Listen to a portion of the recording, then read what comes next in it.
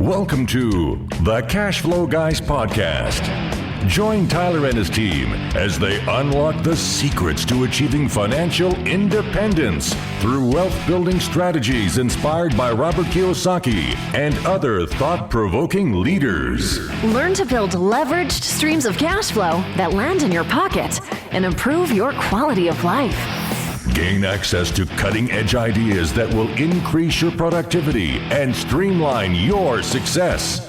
Find out how to supercharge your retirement plan so you won't have to retire with a pay cut. You can escape the rat race. Are you ready? It's time to Learn to Earn with Tyler Sheff.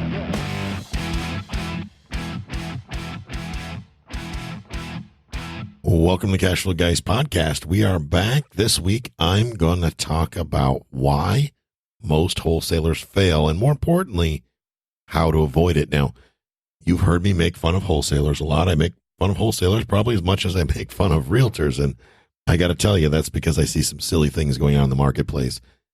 I want to talk to you about wholesalers this week because I get constant reminders every time I open my email inbox of the things that I see that could be done better, ways to improve, ways to help people that are out there trying to earn a buck, make a living. In other words, this applies to both buyers and sellers and the people in between. Now, a lot of times we talk about wholesalers in a negative light, and I don't want this episode to be taken in a negative manner.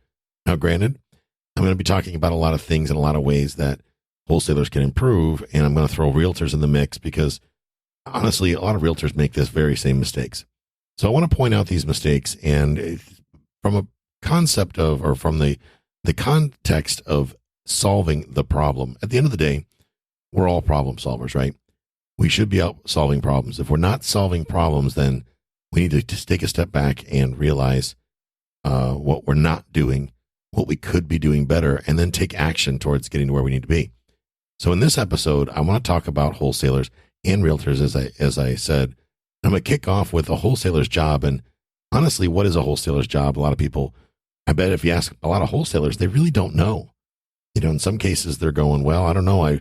They told me that I needed to wholesale before I could buy property to keep, or they told me I could wholesale to make money so that I could flip houses, and then I flip houses, and then someday I'll become a landlord. And I'm going to start out with, they lied to you, ladies and gentlemen. They lied to you. You don't have to start out as a wholesaler. You don't ever have to be a wholesaler. Wholesaling, ladies and gentlemen, is an exit strategy. It's not an investor identity. And unfortunately, we tend to make this into an identity. I am a wholesaler. I don't agree with that logic. I don't agree with it at all. You are not a wholesaler. Okay, you're not a wholesaler. You're a real estate investor that has a property that doesn't meet your criteria. Because if you are actually identifying yourself as a wholesaler, that tells me you're not really taking any sort of an investment approach towards what you're doing.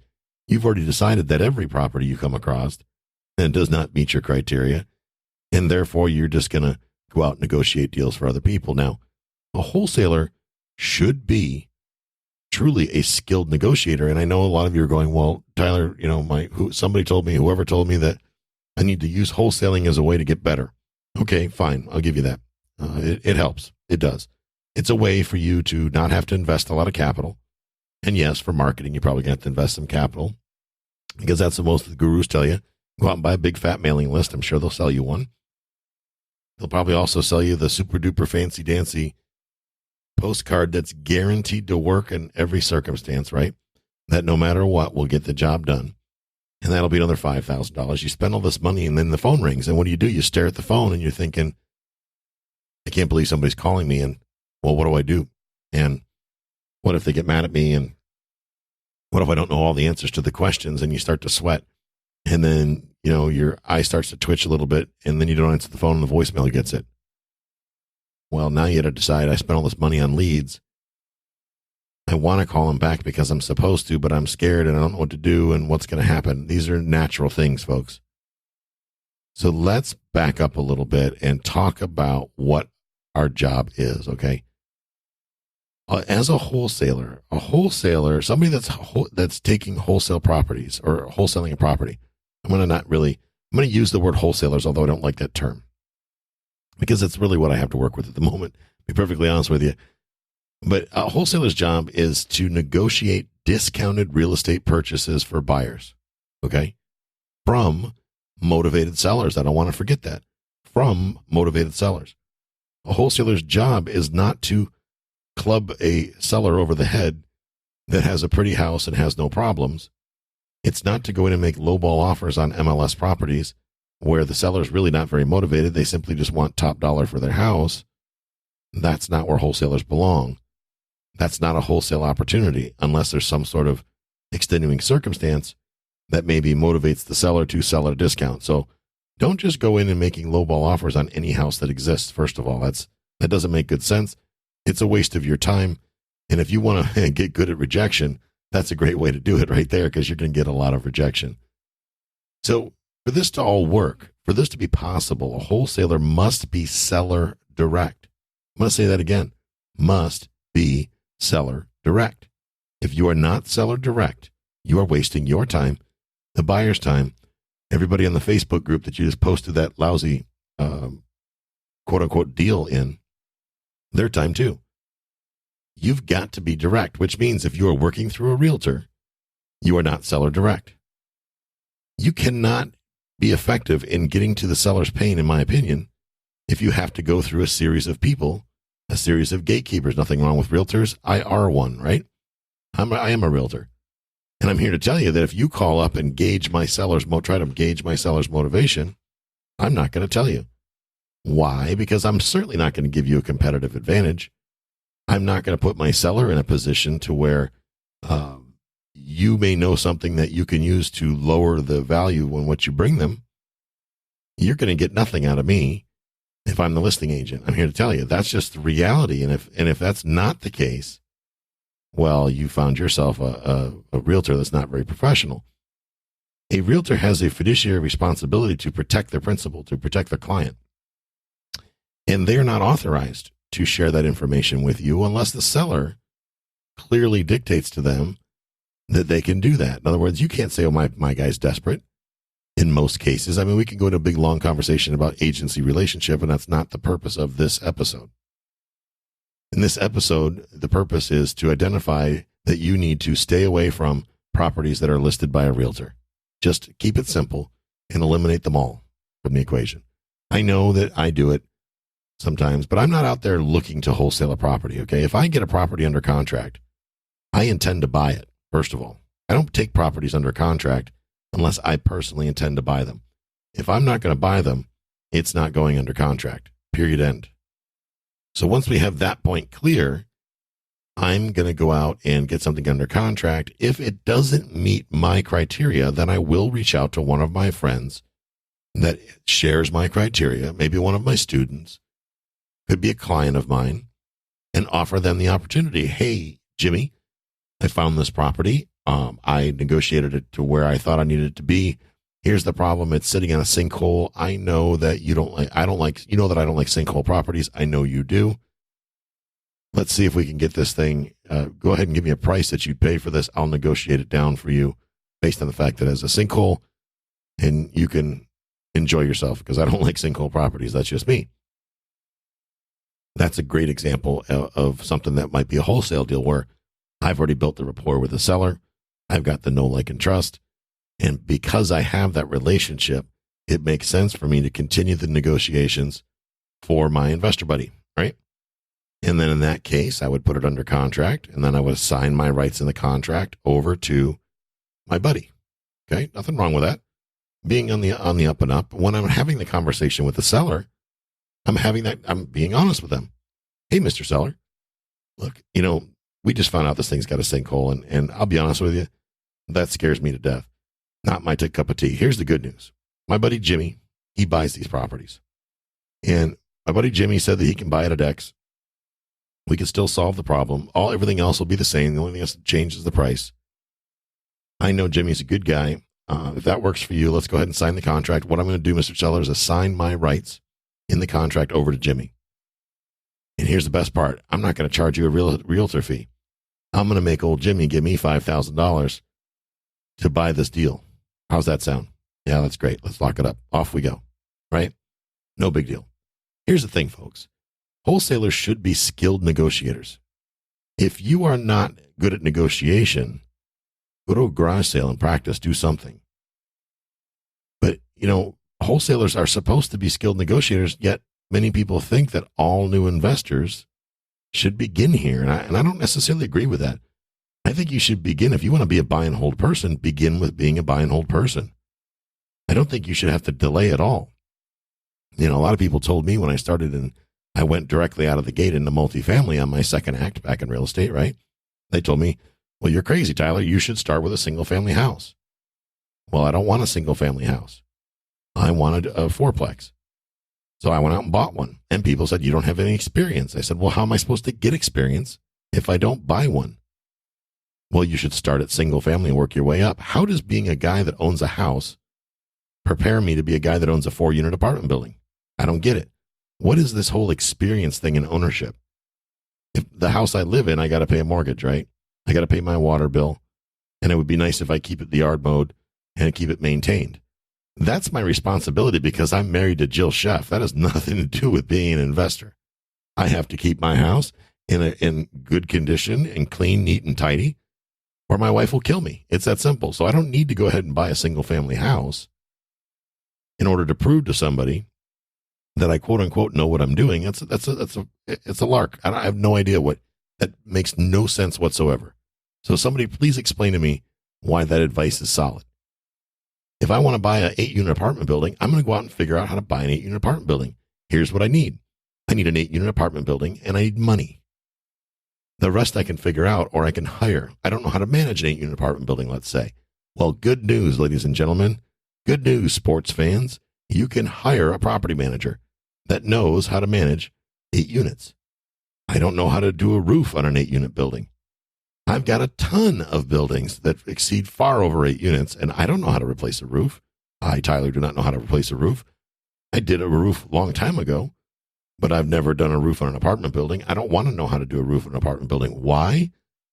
1, because I don't like manual labor. 2, because it's not the highest and best use of my time. 3, it's not something I'm good at. So why would I waste my time trying to lie to myself thinking I'm going to save money when in reality there are experts that do that for a living and I will pay them to do it because they know what they're doing. They're better at than I am. They will do a better job of protecting my asset than I will. Okay, real simple. So wholesalers need to be skilled negotiators. Now, I used to think that same piece of advice, I'll be honest with you. I used to give people that piece of advice early on, that everybody should start as a wholesaler. Well, I started as a realtor, and I realized to be a good realtor, one that actually can live off their paycheck, you've got to get really good at negotiating as well. So same, right? I used to give that same piece of advice until I realized, ladies and gentlemen, what a colossal pain in the ass it is to do deals with, or try to do deals with millions of wholesalers that are all offering way too much to sellers. They have no idea what they're doing. I don't want it. Nobody wants to go out and work with a new guy. People don't stand in line going, oh, pick me, pick me. Let me deal with the new guy. Oh, can I have the new guy? Oh, yeah, I want the guy with no experience. That'll be fun because, I've got lots of time on my hands, right? Well, that never happens. So knowing that never happens, let's just avoid that altogether and shall we? And how about we just focus on something we can buy and keep, right? So a couple things I want to hit, a couple points I want to hit. Number one is when you hear the term JV or joint venture, you'll always hear JV. Very rarely we actually hear joint venture, mainly because half the time the new folks don't even know what JV means. They just say it because it sounds cool, like subject to.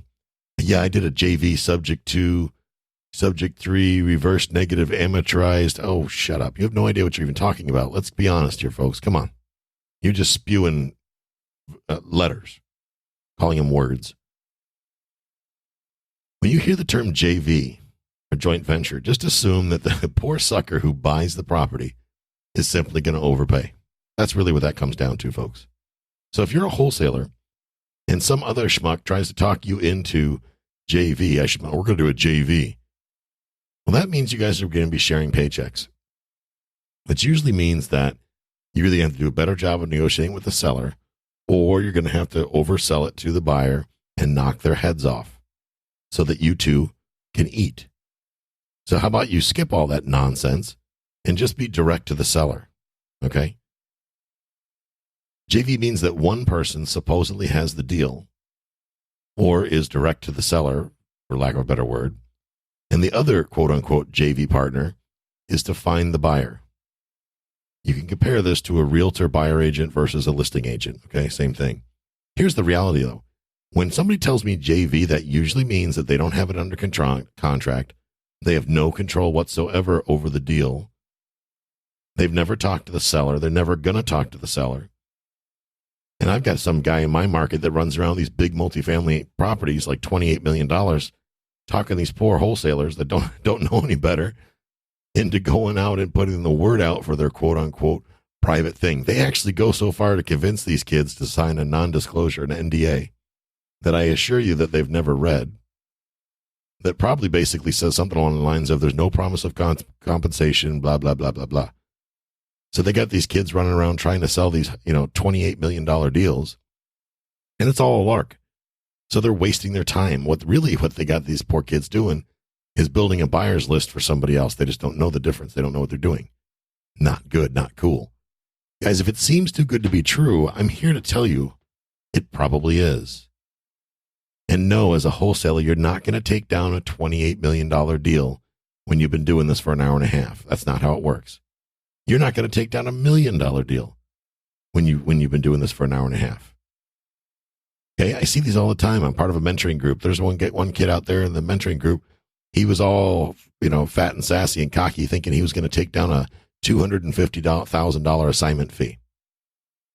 Well, he fell flat on his face. He said, "Oh, I got this locked up under contract, and some multinational company is going to come in and write me a check for $250,000 to get out of the way."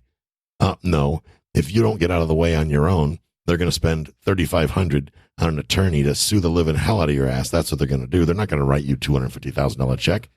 Quit smoking pot. Bad for you. Wholesalers should be finding properties for buyers, ladies and gentlemen. Properties for buyers, not buyers for properties. Let's say it again. Wholesalers should be finding properties for buyers, which means I'm a buyer. I want property. You should be out looking for property for me based on my investor identity, which means you should intimately know my buying criteria. You should not be out shopping for any poor schlep that shows up thinking that you know the market and you know what everybody's going to buy, because I'm here to tell you, you're wrong, especially when you're dealing with buy and hold investors. You want me to prove me right? Get a room of buy and hold investors together one by one, ask them what their criteria is. You put 100 people in a room, you're going to get 100 different answers. So it's not possible for you to go out continually finding properties without having buyers in mind. And you probably say, well, I got so-and-so, Tommy in my market does it. Yeah, Tommy may have been doing it for the last 12 to 18 months because people will buy anything that's not tied down. But I'm here to tell you that the market is changing, you see. Market is shifting. And soon, that's not going to be the case. So old Tommy is going to be broke coming up real soon. Stay tuned. It'll happen. Wholesalers should be focused on solving problems for sellers, not creating new ones. Okay? I'll say it again. Wholesalers should be focused on solving problems for sellers, not creating new ones. Locking up properties and not finding buyers only serves to destroy the industry. Well, I'm new, I'm learning. Yes. Yet one of the things that you probably said in a survey I sent you when I was building the Mailbox Money Mastermind is that you fear looking stupid. And when you commit to do something like buying a property that you don't have the money to buy, you don't really intend to buy, you're basically lying to the seller that you're going to buy it. And then, quote unquote, these partners, which don't exist, they're not partners, they don't know you. You're going to put it on some bottom feeder Facebook group or Craigslist or something like that and hope some newbie that's got an hour and a half experience in the real estate business happens to have an IRA that they're just itching to get into the next flip so, they can get rich quick, like they say in the news. That's all you got.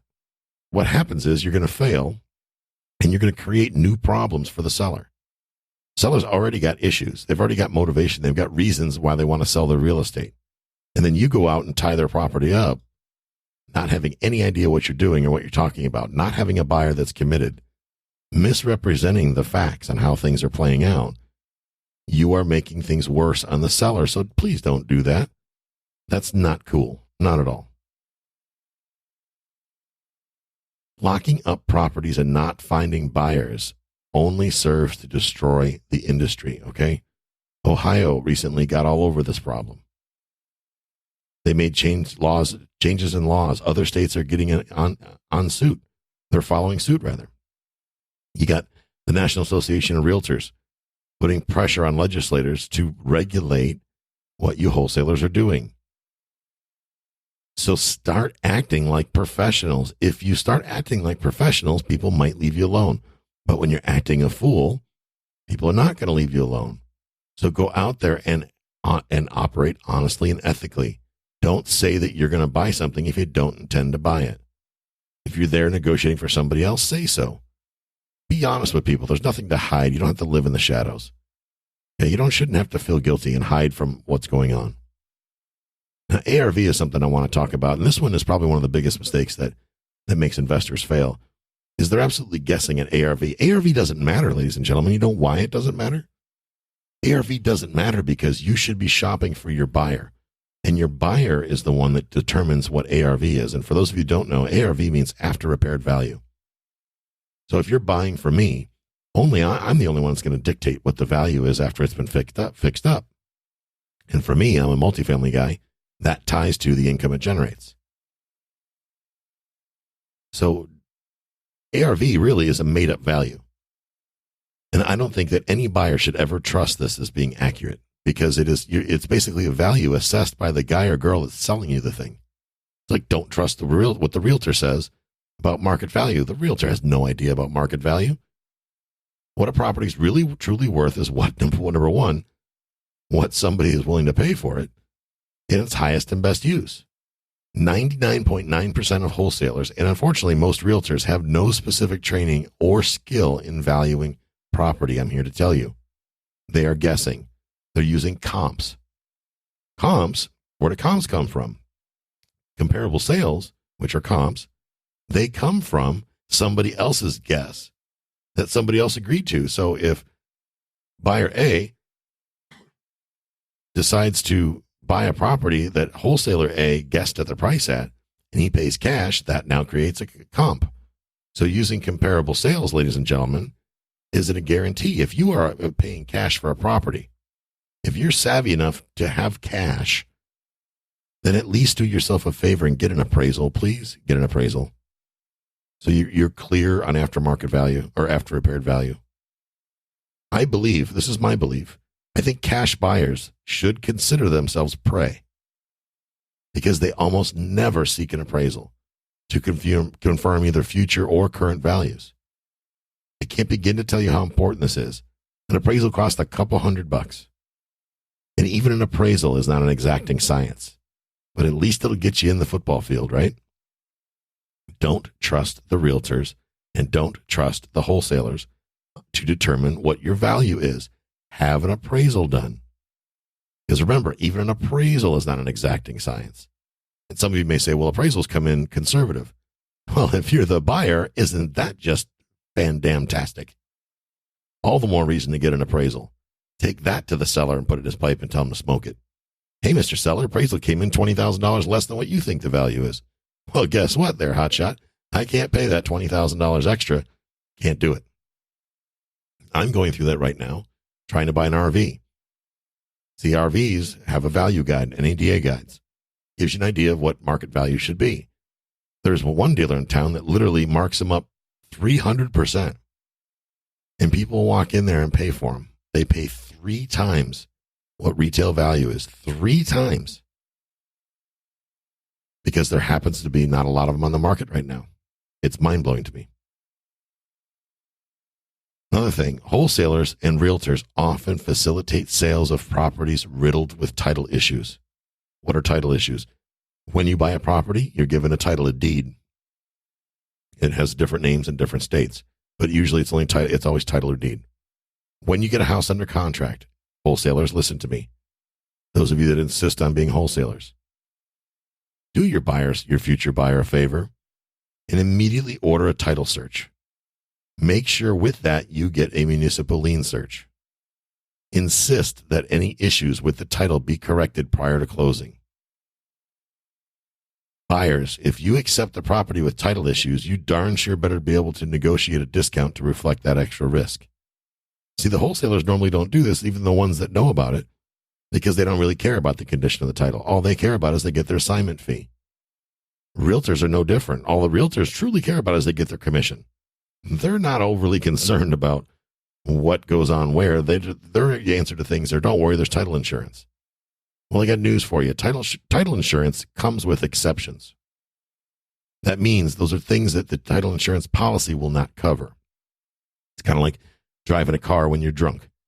If you look at your insurance policy, there's an exception that says if you're a drunken idiot and driving a car and get in an accident, we're not going to give you any coverage because you're a drunken idiot. They have the same thing in title insurance. Hey, if you do a title search and find out there's something wrong with the title, and they tell you that you still buy the house, you're an idiot. Therefore, we're not going to cover you. That's really what it says. I mean, not word for word. That's my interpretation of it, but that's why you guys listen to the show, because I tell you like I see it, right? I'm not going to blow smoke up your skirt. Understand that this is my conclusion here, is you have to understand an entire service support industry exists purely to bleed wholesalers dry of every single penny they have. You don't need all kinds of fancy toys. You don't need a massive podio setup that costs you $5,000. You don't need all these investor this and investor that and carrot and celery websites and all this other garbage, right? The best deals can be built by simply shaking hands and talking to people. Not that I'm against marketing. Obviously, I do a lot of it. But be smart with what you're doing and understand that there are predatory companies out there that are doing everything they can to compete for your attention and for every cent that comes in your wallet. And they know wholesalers sometimes will jump on things because it's a get rich quick. And wow, we've got this fancy dancy software. This thing analyzes deals for you. And it spits out everything on the other end, and you're great. Heck, this thing will even rehab the house for you. You take your iPad in the middle of this house, and when you come back, poof, in 10 minutes, you go get a cheeseburger, and in 10 minutes, the whole house will be rehabbed. And you can even rehab it with our money that we'll give you for free if you sign up for this $19,000 program. Obviously, I'm embellishing a little bit there, guys and girls, but understand that this is the kind of ridiculousness that goes on, so don't get suckered into it. There is no tool, is no trick, is no secret to buy low, sell high. That's simple, folks. We buy low, we sell high. Hey, it's worth $100,000. That means I'm going to buy it for, I don't know, $50,000. Some of you are going, no, Tyler, it's 70% of value minus repairs. No, it's not. It's whatever my buyer will pay for it based on what they're going to do with it. That's what the value is. We're not going to use that 70% of ARV minus repairs. Only a moron would do that. Because those are the people that wind up failing and leave a seller hanging. If you're out there leaving a seller hanging, as I said earlier in this episode, you are hurting people. You're not helping people, you are hurting people. This has not been a rant, folks. It may sound like a rant a little bit. Some of you may see it as a rant. But I feel it's important that you know this information. I think it's important that you understand the impact, both good and bad, that you can have on your local market. I hope that some of you that are out there wholesaling, or make this your identity, so to speak, which makes me shake my head a couple times, I hope that you will take this episode as food for thought. I hope you will take this as some medicine to help you become a bigger, better investor. I want to see you all become buy and hold investors. Each and every one of you. I want you to take steps towards achieving financial freedom. And lastly, you are never going to achieve financial freedom as a wholesaler. It's not possible. You are earning money at the highest allowable tax rate possible. The only person you're making rich, or the only entity you're making rich, is the U.S. federal government. So work smart, ladies and gentlemen. Work smart. I'm going to wrap it right there, folks. I hope you took away some nuggets from this. I hope you found this informational. We're doing some work on our YouTube channel. That's going to be coming up a lot lately. We're putting a lot of effort into our YouTube channel. You're going to start seeing some changes there. So if you want to subscribe to the YouTube channel, which will help me considerably, head on over to cashflowguys.com/TV, cashflowguys.com/TV. That'll take you to the YouTube channel. And when you get over there, make sure you subscribe. Or you can go on YouTube and just type in the word cash, the word flow, and the word guys, and you'll get right to my YouTube channel, or type in my name, which I know most of you can't spell because nobody can. That's all right. My point is, get over to the YouTube channel, take in some of the content there. We're putting out all kinds of educational content. It is there for you. It is there to help you get better at this. It is there to help motivate you. Leave comments, leave reviews, leave questions. If there's particular topics you want me to create an instructional video about, please send me an email and let me know. info@cashflowguys.com, or you can go to the website, cashflowguys.com, fill out the info request. Just say, Tyler, please make a video on blank, and I'll make a video on that topic for you. Okay? Any questions you have, be specific in your questions. I'd be happy to make a video for you to help you guys take things to the next level. That's all for this week. Have a great one. We'll talk to you later. This concludes today's episode. You don't have to wait till the next episode to learn to earn. Head over to cashflowguys.com and contact Tyler and his team for more powerful tips and ideas so you can start generating multiple streams of income and escape the rat race.